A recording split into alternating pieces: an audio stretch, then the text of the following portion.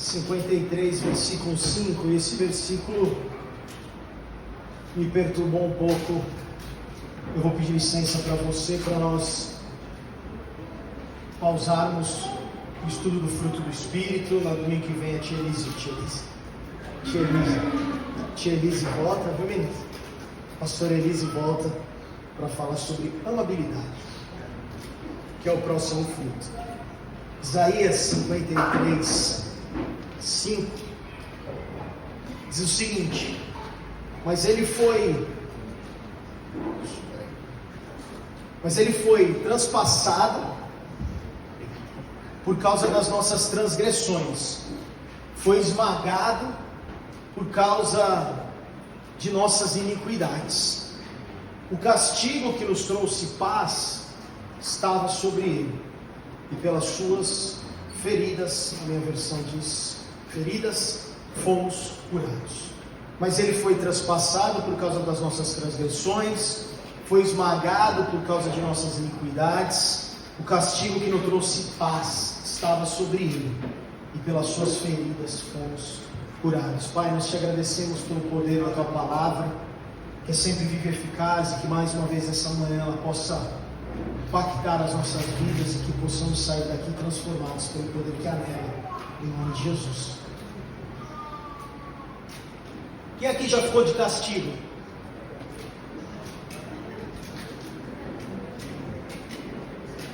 Funcionou? Deu certo? Não? Nunca foi de castigo? Ixi, gente, está tudo explicado. Tudo explicado. Se eu te fizer uma outra pergunta, você merece um castigo hoje? Quem tem coração? Eu mereço, cara, hoje eu mereço. Não? Vou fazer uma outra pergunta para você. Deus nos castiga? Responde aí quem tem.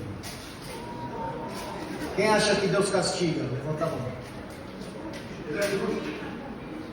Ele é justo? Não, perguntando se Deus castiga. Não é se ele é justo. Deus castiga a gente? Sim ou não? Não, não está claro. Sim ou não? Mas ele castiga assim, eu vou te provar isso hoje. Aí eu estava lembrando de um personagem, para aqueles mais que vão agora, a idade vai ser entregada. Quem vê a Pânico aqui na TV Bandeirantes e tudo mais? Quem conhece o Poderoso Castiga? Quem lembra? Mais ou menos, mais ou menos. Esse personagem mostrava nas entrelinhas um poderoso, um todo-poderoso, que era uma referência claramente para quem via a Deus. Não era dito isso, mas até pelas esquetes que o personagem fazia, algumas coisas, muitas vezes até puxando para uma questão espiritual, de demônios e tudo mais. Mas ele falava que é um poderoso castigo, que era uma alusão a esse Deus que ele tentava de alguma maneira, por misericórdia, reproduzir ali, castigando. E eu fiquei pegado nesse versículo, e nós vamos tratar duas coisas nessa manhã. Primeira coisa é sobre castigo. Quando eu te perguntei, Deus nos castiga? Vocês falaram não, e eu falei sim. E eu vou te falar, porque Deus nos castiga, com o que Ele nos castiga. E saber dessas 6 coisas que eu vou passar rapidamente aqui, talvez façam com que a gente olhe nessa manhã para essa mesa de uma maneira diferente. A primeira coisa é que Ele nos castiga, sabe com o que, irmãos? Com redenção e perdão. Efésios capítulo 1, versículo 7 diz o seguinte: nele temos a redenção por meio de seu sangue, o perdão dos pecados, de acordo com as riquezas da graça de Deus. Irmãos, a cruz representa então o sacrifício de Jesus como Cordeiro de Deus, que derramou o sangue dele para perdoar os pecados de toda a humanidade, inclusive os nossos, que estamos incluídos nessa humanidade. Através da morte desse Cristo na cruz, nos é oferecido, irmãos, nos é dada de graça a oportunidade de nós estarmos reconciliados com Deus, de nós termos o perdão dos pecados para aqueles que, como eu, você, ou aqueles que ainda não fizeram, creem nisso, possam crer nisso, creem em Jesus, e aceitem essa oferta de redenção, essa oferta de perdão. Redenção pelo sangue, e perdão de acordo com as riquezas da graça de Deus. A redenção significa a libertação, irmãos, do poder destrutivo do pecado, e das consequências do pecado. A redenção foi esse ato de Jesus Cristo, Filho de Deus, ao se sacrificar na cruz para pagar o preço pelos nossos pecados. E como resultado disso, aqueles que creem e aceitam esse sacrifício podem dizer que são resgatados, são redimidos do poder do pecado e da condenação eterna. Essa redenção é um presente gratuito, irmãos, oferecido por Deus a nós, como um ato de amor, como um ato de misericórdia. Falamos de redenção, vamos falar de perdão, que ao morrer na cruz, Jesus levou sobre si o pecado humano, e ofereceu perdão a todos que se achegam a Ele em arrependimento. Nós precisamos nos chegar a Ele em arrependimento e em fé. E o perdão é esse ato de clemência divina, onde Deus, na sua infinita misericórdia, não acaba, cancela a dívida do pecado e restaura um relacionamento quebrado entre o ser humano e Deus. Irmãos, eu e você somos pecadores, a humanidade é pecadora, incapaz de se redimir por si mesmo. Jesus, como o único e perfeito Filho de Deus, é a fonte de redenção e perdão, e através da fé nele, que as pessoas podem experimentar salvação e vida eterna.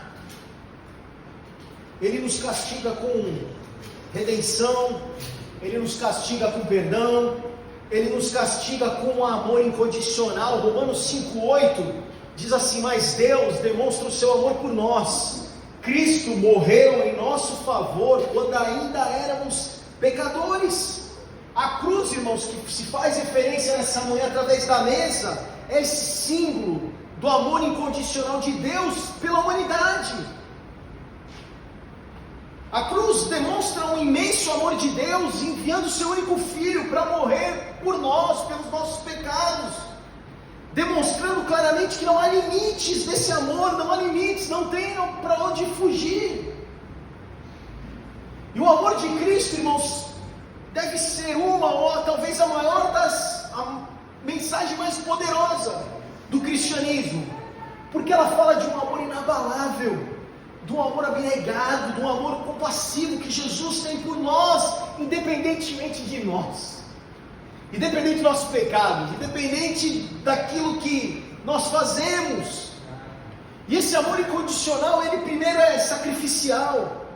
O amor incondicional de Cristo foi demonstrado pelo seu sacrifício supremo na cruz, onde Ele se ofereceu para pagar o preço pelos nossos pecados, voluntariamente. Ele não foi obrigado, suportou sofrimento, morte, como uma expressão máxima do seu amor, para oferecer a possibilidade de você sermos salvos, redimidos. Cabe a nós só crer nele. Esse amor incondicional, ele é inclusivo, irmãos. Jesus acolheu a todos, não importa o passado, não importa a posição social, não importa o saldo bancário, não importa como você chegou aqui. Ele mostrou compaixão e amor a todos os pecadores, a todos aqueles que são marginalizados, a todos os que estão doentes. Ele demonstra o seu amor até aqueles que o rejeitam. E essa aceitação incondicional, irmãos, tem tocado e toca durante a história muitos corações, e leva a transformação de vida, porque não importa o que a gente faça, Ele continua nos amando. Esse amor incondicional é também eterno. O amor de Cristo não tem limites de tempo ou espaço. Ele é eterno e está disponível para todos, em todas as épocas e lugares. Efésios capítulo 3, 17 a 19 diz o seguinte: para que Cristo habite em seus corações, mediante a fé, e oro para que vocês, arraigados e alicerçados em amor, possam, juntamente com todos os santos, compreender a largura, o comprimento, a altura e a profundidade, e conhecer o amor de Cristo que excede todo entendimento, para que vocês sejam cheios de toda a plenitude de Deus. Irmãos, qual a largura, qual o comprimento, qual a altura, qual a profundidade do amor dele? Não existe, ninguém nunca encontrou. E esse amor incondicional é a fonte da nossa esperança. Ele representa a certeza de que não importa quem somos ou o que fizemos, Deus nos ama e nos oferece a possibilidade de termos um relacionamento pessoal com Ele, através do seu Filho Jesus Cristo. Irmãos, esse amor é transformador, deveria ser transformador e nos motivar a viver uma vida buscando Ele, uma vida de santidade, uma vida de amor, uma vida de serviço, uma vida de compaixão para com os outros, seguindo o exemplo de Cristo. Ele nos castiga com redenção e perdão, Ele nos castiga com amor incondicional, Ele nos castiga com libertação da morte. João 3:8-36 diz: portanto, se o Filho os libertar, vocês de fato serão livres. Nós somos livres, irmãos, do pecado, da morte, da dívida, de tudo. A cruz representa isso, essa libertação do poder do pecado sobre as nossas vidas, da morte. Nós não somos escravos de ninguém, nada nos escraviza, somos filhos dele. Se tivermos de ser escravos, somos escravos de Deus, somos filhos dele, tratados, comprados por um alto preço, somos filhos. Ao morrer e ressuscitar, Jesus conquistou a morte, abriu o caminho para a vida eterna. E esse caminho oferece esperança e salvação para nós que vamos crer. A cruz traz essa esperança da libertação do poder do pecado e de qualquer escravidão da morte. Ele pagou o preço pelos nossos pecados. A Bíblia ensina que o sangue de Jesus é suficiente para perdoar os pecados e nos limpar de toda injustiça. Só precisamos confiar em Jesus como Salvador e Senhor para sermos perdoados e reconciliados com Deus, livres de toda condenação. Libertação da morte. A vencer a morte, Jesus mostrou o seu poder sobre ela. A morte morreu, Ele derrotou a morte e mostrou o caminho para a vida eterna. Essa libertação do pecado e da morte é um dom gratuito de Deus, oferecido a nós, a todos aqueles que creem em Jesus e aceitam essa oferta de salvação. Ele nos castiga com redenção e perdão, Ele nos castiga com amor incondicional, Ele nos castiga com libertação do pecado e da morte, Ele nos castiga com justiça e reconciliação. A cruz, irmãos, é um símbolo da justiça de Deus e da reconciliação entre Deus e a humanidade. Ela demonstra, a cruz demonstra como Deus resolveu o problema do pecado sem comprometer a sua justiça, proporcionando uma maneira de reunir a humanidade consigo mesmo. Não foi só pagar, houve um sacrifício, alguém foi considerado culpado pelos nossos pecados. O Deus justo e santo não poderia perdoar, ignorar o pecado ou deixar o pecado impune. A justiça divina exigia que o pecado fosse condenado e punido. Romanos 6:23, Paulo fala: o salário do pecado é a morte. Romanos 3:23, Paulo de novo fala: estamos pecados, estamos separados, destituídos da glória de Deus. A justiça de Deus exigia que essa condição do pecado fosse tratada de forma apropriada. E isso, irmãos, aconteceu através do sacrifício de Cristo na cruz. E com isso houve reconciliação. O relacionamento quebrado entre Deus e a humanidade, por conta do pecado, foi restaurado. E Jesus Cristo é o centro da justiça e da reconciliação. A morte na cruz foi o ato supremo de amor e justiça divina. Na cruz, Jesus toma todo o pecado sobre si e torna-se o sacrifício perfeito para satisfazer a justiça de Deus. Ele morre em nosso lugar, pagando a dívida pelo pecado, permitindo que Deus fosse junto e ao mesmo tempo justificador daqueles que creem. 2 Coríntios 5,19, Deus estava em Cristo, reconciliando consigo o mundo, não imputando aos homens as suas transgressões. A obra de Cristo na cruz proporciona uma ponte entre Deus e a humanidade, possibilitando um retorno à comunhão com o Criador. Irmãos, não sei se ficou triste que eu falei que Deus castiga a gente,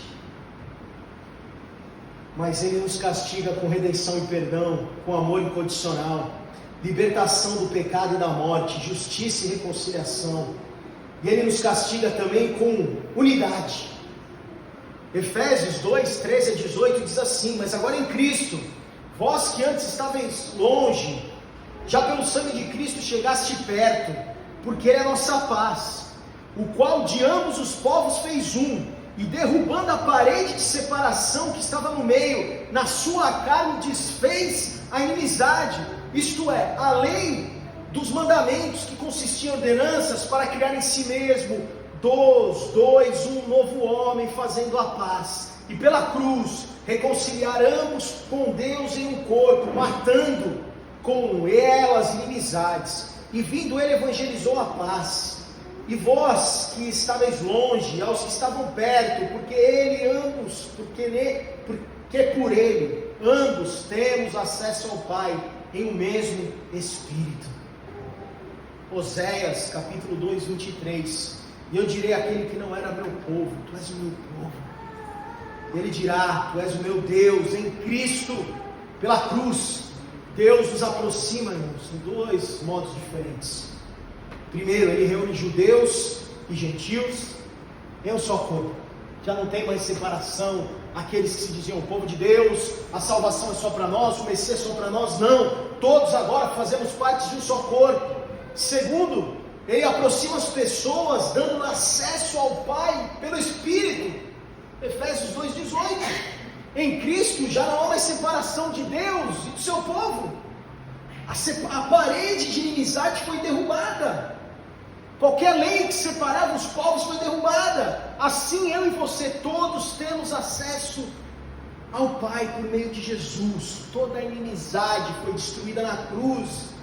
A cruz é esse elemento reconciliador dos homens com Deus, porque por meio dela o homem morre para o mundo e é criado um novo homem que vive para Deus.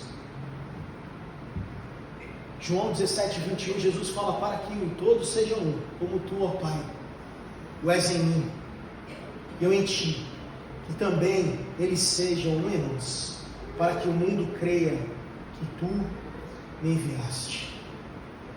Ele nos castiga com redenção e perdão, com amor incondicional, com a libertação do pecado e da morte, com justiça e reconciliação, com unidade e com inclusão.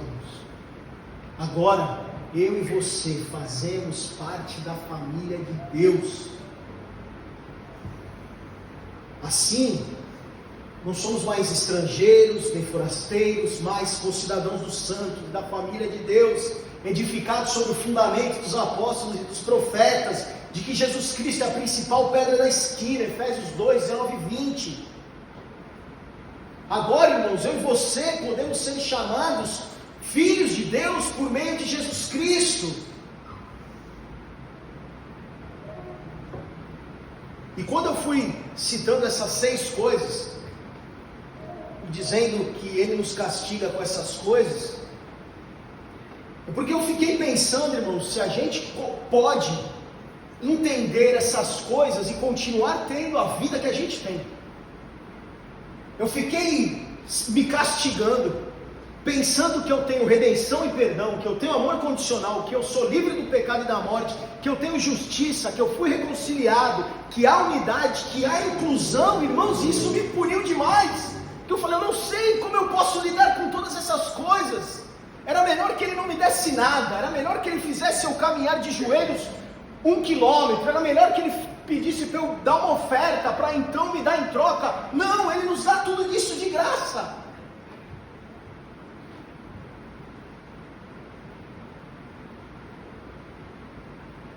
de graça, custou a vida do Filho de Deus. E se nós pensarmos sobre nós, se nós pensarmos sobre a nossa vida, sobre o nosso compromisso, o nosso relacionamento com Deus, sobre quanto nós estamos perto ou nós estamos longe, eu não aguento, é muito castigo para mim pensar que Ele me deu todas essas coisas, e eu continuo vivendo longe dEle, eu continuo vivendo me afastando, eu continuo vivendo olhando para mim mesmo, eu continuo vivendo fazendo as coisas que não agradam a Deus, porque não é possível, irmãos, que a gente receba tudo isso e continue vivendo a mesma vida. Não é possível que toda essa lista de coisas, eu podia citar outras, muitas outras, que todo esse castigo não nos constranja para vivermos uma vida totalmente dedicada a esse Deus, que nos redimiu, que nos perdoou, que nos ama com amor incondicional, que nos fez livres, que nos justificou, que nos reconciliou, que nos uniu, que nos incluiu como família, como povo de Deus. E se nós voltarmos para Isaías, para o primeiro versículo, que diz: o castigo que nos trouxe a paz estava sobre ele. E nós perguntamos, mas por que nós temos paz? Ou por que nós temos todas essas coisas, Leandro, que você falou, todos esses 6 itens, poderiam ser 10, 20, 30? Irmãos, nós temos tudo isso porque Ele foi castigado, não nós. Ele nos amou o bastante para se tornar castigo por nós. E nessa manhã, irmãos, eu e você somos convidados a olhar para a cruz e celebrarmos o preço pago, para que eu e você possamos receber todos esses benefícios, todos esses castigos, com a certeza de que o túmulo está vazio, com a certeza de que existe uma esperança para nós.